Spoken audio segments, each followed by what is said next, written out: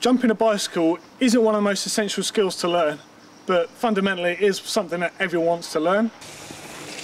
What we're going to do is break it down into a few simple steps so you can learn this yourself at home. Firstly, you need to find a suitable jump. Okay? One of the easiest ways to learn how to jump correctly is by finding a tabletop jump, such as this. Okay, what a tabletop is a transition with a flat top and another transition on the other side. This will enable you to learn the feeling of the bike wanting to get airborne, but you still got the safety of just being able to land on the top, and then you've got a landing ramp. You can progress to jumping the whole thing as one.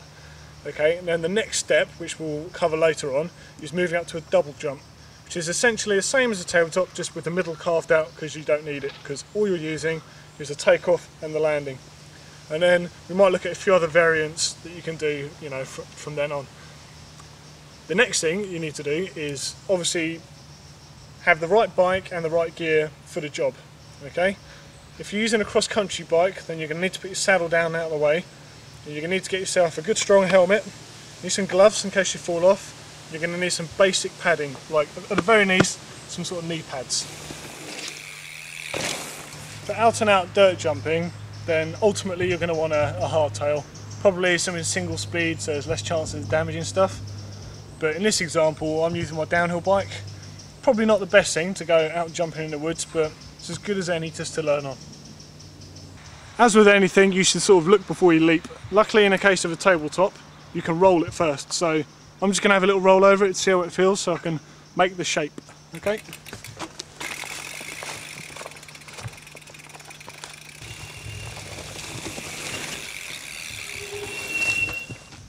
Okay, the next stage is to go a little bit faster and allow the bike to have some lift. Take off like this naturally will kick the bike off the ground. You'll see by my body positioning, I'm just letting the bike go, using my weight fore and aft just to keep it nice and level. I should land probably about here, and I'll slowly go down the landing ramp. Okay, so you've got your basic running sorted. You've got the shape of the jump, you're comfy, you can see where the takeoff is, you can see where the flat is, you can see where the landing is. You've allowed yourself to take the next step, which is just to jump up onto the top. But now you've got to commit and actually jump the whole tabletop. Okay, it's pretty much a do or die kind of effect. Okay, you're not going to know until you've done it the first time if you've done it correctly or not.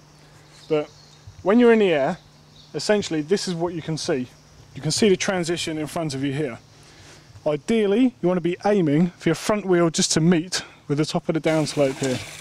You want to aim so your front wheel meets with the top of the transition about here in an ideal world.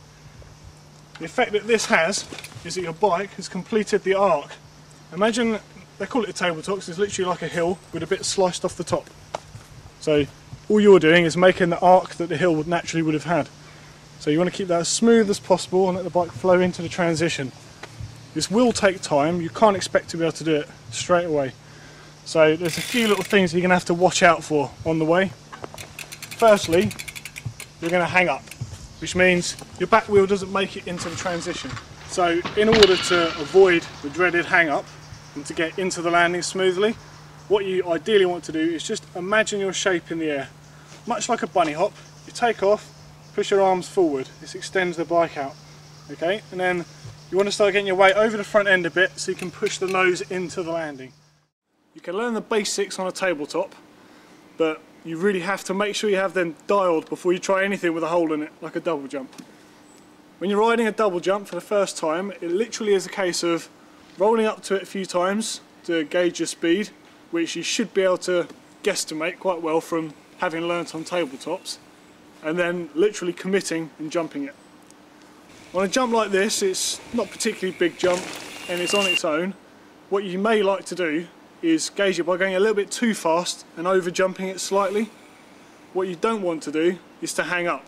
If you hang your back wheel on a double jump, you could hurt your ankles, or it could simply just send you over the bars.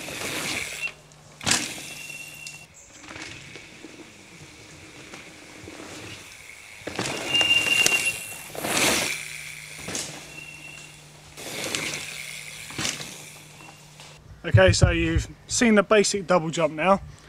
Just a question of mastering it. Just like the tabletop, you can never ride them too much. keep riding, you know, and then maybe add a bit of styling here and there. It just comes with practice. Basically, one day it will just click. Again, it's good to go riding with people that are better than yourself, because you pick up tips and pick up stuff better. Also pushes them on, because as you get closer to them, they've got to make the next step. Other jumps that are applicable to the same technique are stuff like step ups or step downs.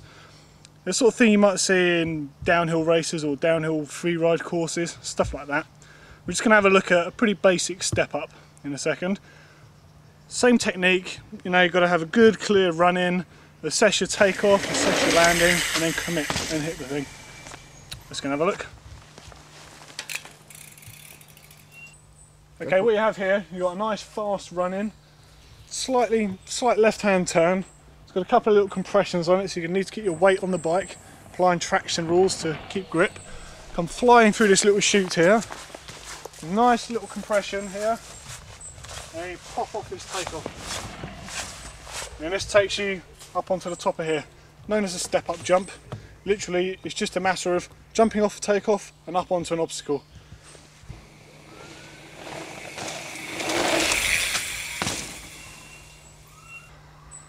As I said before, jumping's not the sort of thing that's going to come, well, A, it's not going to come naturally, and B, you're going to have to go your own way. All you can do is watch other people do it, study the videos, rewind, slow motion, keep doing that, and then practice. Practice, practice, practice. That's all it is.